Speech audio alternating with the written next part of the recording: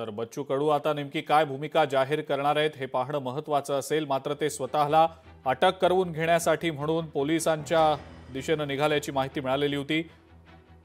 एकीकडे सरकारचं शिष्टमंडळ बच्चू कडूंसोबत चर्चा करण्यासाठी रवाना झालेलं होतं, तर तिकडे बच्चू कडू अटक करून घेण्यासाठी म्हणून पोलिसांच्या दिशेने निघाल्याची माहिती मिळतेय। अनेक महत्त्वाच्या घडामोडी घडतायत। कोर्टाच्या आदेशानंतर सुद्धा बच्चू कडू आंदोलनाच्या भूमिकेवर ठाम असल्याचं पाहायला मिळालेलं होतं। बच्चू कडू नागपूरच्या दिशेने रवाना झालेले होते। पोलिसांच्या कडे जाऊन मी स्वतःला अटक करून घेणार आहे असं बच्चू कडू म्हणालेले होते। मात्र आपल्याला अटक करायला ते येणार नाहीत, मी स्वतःहूनच आता पोलिसांकडे जातो असं बच्चू कडू म्हणतायत। ज्ञानेश्वर पवार आपले प्रतिनिधी आहेत आपल्या सोबत सध्या फोन लाईनवरनं। ज्ञानेश्वर, काय अपडेट आहे सध्या?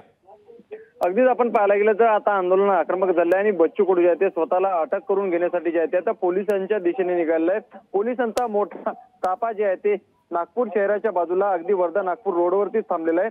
त्यामुळे ज्या पद्धतीने कोर्टाचा आदेश आला आणि 6 वाजता अगदी पोलिसांनी जे आहे ते या ठिकाणी आदेश घेऊन आंदोलन मागे घेण्याची विनंती केली, त्यानंतर आंदोलन कुठेतरी आक्रमक झाले आणि त्यानंतर पोलिसांचा मोठा ताफा या ठिकाणी जमला असल्यामुळे बच्चू कडूंना कुठेतरी शंका आहे की रात्री उशिरा जे आहे ते हे आंदोलन या ठिकाणाहून हटवले जाऊ शकते, रात्री उशिरा जे आहे ते या ठिकाणी अटक केली जाऊ शकते। त्यापेक्षा आम्ही स्वतःहूनच जे आहे ते पोलिसांकडे जे आहे ते आमचं अटक करून घेऊ, कोणाचंही आम्ही जामीन करून घेणार नाही आणि उद्या संपूर्ण महाराष्ट्रभर जे आहे ते जेल भरो आंदोलन करणार असा इशारा देखील बच्चू कडू यांनी दिलेला आहे। सोबतच जर याच पद्धतीने जर मागण्या जर मान्य नाही जर झाल्या तर उद्या रेल्वे रोको देखील करणार असल्याचा एकूण इशारा दिलाय। सध्याला दोन्ही मंत्री जे आहेत ते आशिष जयस्वाल असतील, पंकज भोयर असतील, त्यांचं नागपूरमध्ये जे आहे ते आगमन झालंय। मात्र 4 वाजताची त्यांनी आंदोलनाला भेट देण्याची वेळ दिलेली असताना सुद्धा ते आंदोलनस्थळी पोहोचले नाही। त्यामुळे कुठतरी नाराजी आणि खदगत जे आहे ते एकूणच आंदोलकांमध्ये या ठिकाणी दिसून आली।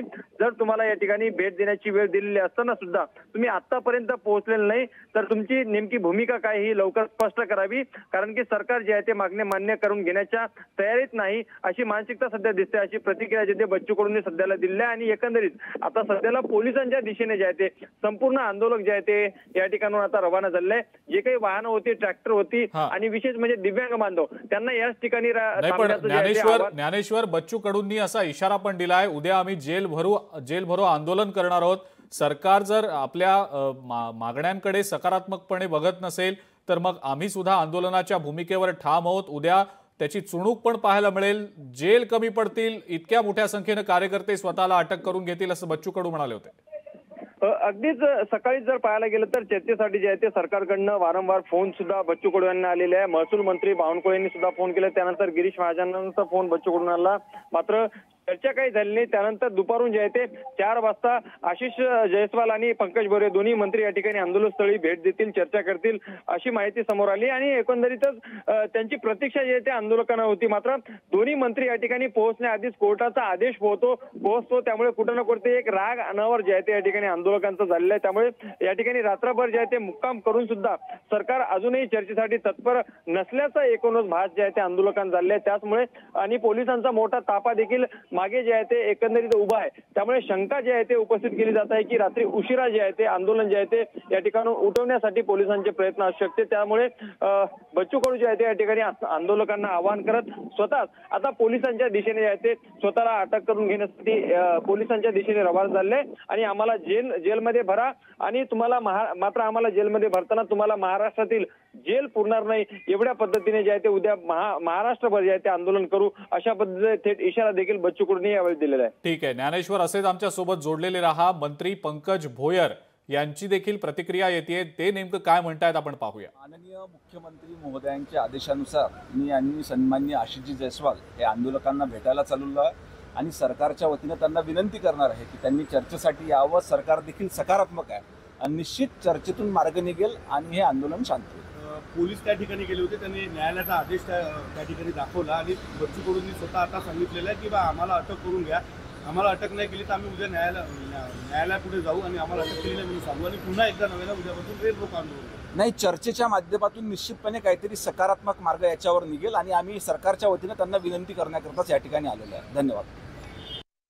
माननीय मंत्री पंकज भोयर यांनी नेमकं काय म्हटलंय हे देखील आपण पाहिलं। ज्ञानेश्वर पवार आपले प्रतिनिधी आपल्या सोबत आहेतच। ज्ञानेश्वर, नागपूरच्या दिशेनं पोलिसांच्या दिशेनं आता अटक करून घेण्यासाठी म्हणून बच्चू कडू रवाना झाल्याचं समजलेलं होतं। त्यांच्या सोबत असंख्य कार्यकर्ते देखील रवाना झाल्याचं आपण दृश्यांमध्ये पाहिलेलं होतं। सध्याची काय अपडेट आहे? अगदीच सर्वच बच्चू कडूसह इतर जे नेते अजित नवले असतील, त्याचबरोबर राजू शेट्टी असतील, सर्व शेतकरी नेते जे आहेत त्यांच्या सोबतीने खांद्याला खांदा लावून या ठिकाणी जे आहे ते पोलिसांच्या दिशेने रवाना झाले आणि पाठीमागे जे आहे ते मोठा ताफा जे आहे ते आंदोलकांचा आहे। त्यामुळे आता पोलिसांनी आम्हाला कोर्टाच्या आदेशाची प्रत न दाखवता आम्हीच तुम्हाला जे आहे ते या ठिकाणी विनंती करणार की तुम्ही आम्हाला अटक करा। मात्र पोलिसांकडे गेल्यानंतर सुद्धा जर आम्हाला एकेकाला जर पोलिसांनी अटक जर नाही केलं तर आम्ही उद्या सांगू की आम्ही पोलिसांकडे अटक होण्यासाठी गेलेलो होतो, मात्र पोलिसांनीच आम्हाला अटक केलेली नाही, अशा पद्धतीची प्रतिक्रिया जी आहे ते बच्चू कडू यांनी दिलेली आहे। त्यामुळे नक्कीच जे आहे ते आता पोलिसांचा ताफा समोर उभा असल्याने आता पोलीस यांना अटक करतात का हे देखील पाहणं महत्त्वाचं असेल, कारण की मोठ्या प्रमाणामध्ये आंदोलकांची गर्दी आहे आणि एवढ्या जणांना एकेकांना ताब्यात घेऊन वाहनामध्ये भरून जेलमध्ये नेणं जे आहे ते तेवढं शक्य जे आहे ते पोलिसांना होणार नाही, त्यासाठी हा ताफा कमी पडेल। त्यामुळे जे आहे ते कुठे ना कुठेतरी आता पोलीस आणि आंदोलक यांच्यामध्ये भिडत होती का असा देखील प्रश्न, अशी देखील परिस्थिती निर्माण होण्याची शक्यता आहे, नाकारता येत नाही। त्यामुळे सध्याला आंदोलक जे आहे ते आक्रमक झाले आणि पोलिसांच्या दिशेने जे आहे ते रवाना झाले।